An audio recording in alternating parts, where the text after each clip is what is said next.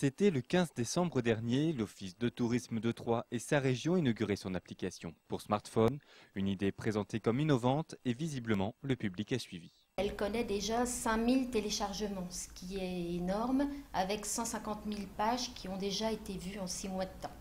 En quelques clics sur son écran d'iPhone ou d'iPad, on peut accéder rapidement à plusieurs types d'informations touristiques, de l'histoire des monuments aux hôtels et bars les plus proches, sans oublier les magasins d'usines, on retrouve presque tout. Quand vous ne cherchez pas quelque chose de précis, c'est-à-dire un hôtel, un restaurant ou un événement, il vous suffit tout simplement de secouer votre iPad et donc apparaissent donc tous les sites qui sont situés tout autour de vous.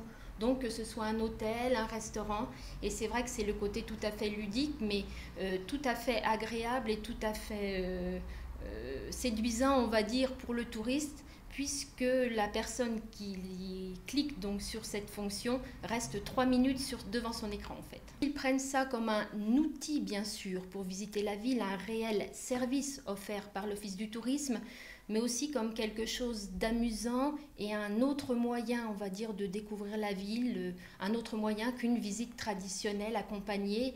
Un principe qui a donc séduit plus de 5000 usagers. Ce succès semble logique avec le développement des nouvelles technologies et en particulier des smartphones. Et si les touristes viennent toujours se renseigner auprès des hôtesses, la manière de préparer ces sorties touristiques a changé. Voilà, encore 10 ans, nous accueillions à peu près 300 000 visiteurs à nos comptoirs d'accueil. À l'heure actuelle, nous n'en avons plus que 60 000.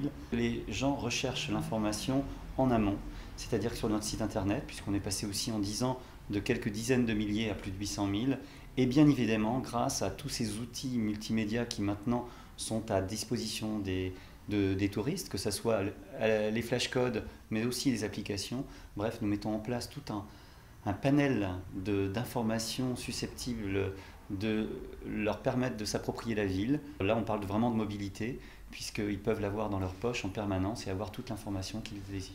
L'application a fait des petits puisqu'une version en anglais a récemment vu le jour, une autre en allemand devrait suivre. Pour les Aubois, l'application Click and Shop consacrée au commerce est en cours de développement. Mais pour le moment, Click and Go n'est disponible que sur les iPhones.